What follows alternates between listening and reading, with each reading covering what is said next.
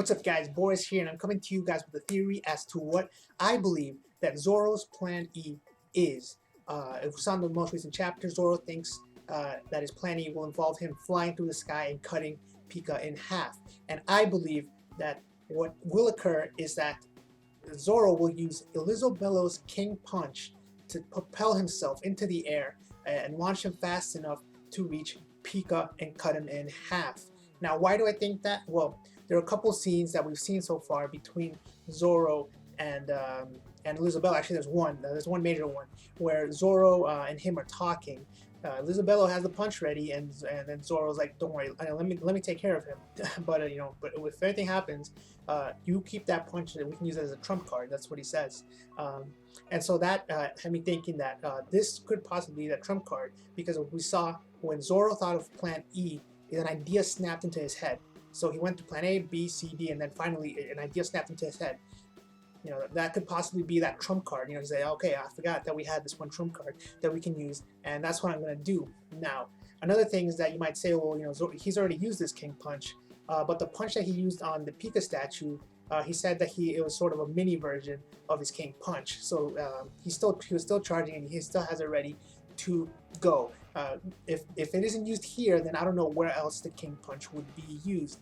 And now you might be saying, how is Zoro going to survive the King Punch? Well, Zoro has the character in One Piece that we've seen have the most stamina out of anyone. I mean, just look at what happened with him and Kuma. Like, he has the most stamina out of any character, and we've seen this time and time again. If he does use this punch to propel himself, there's a chance that he might be heavily injured in the process, and that would fall in line with the consistent pattern of him being very injured after a lot of violence. I mean, look at it after the Bear T, look at it after Thriller Bark, for instance. He always is, not always, he is, a lot of times he is injured at the end of the fight. And this is something that happens time and time again. So I definitely could see that as a possibility. So that's what I think, guys. I think that is the case. If there's a character in One Piece that can survive that sort of attack, it would be Zoro. And I think it's too early to see him open his eye.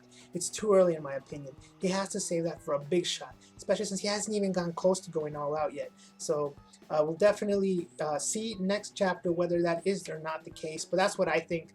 Some people think that it might be Skywalk. However, I think that that would have been his plan A if he was able to Skywalk, or if it would have been effective.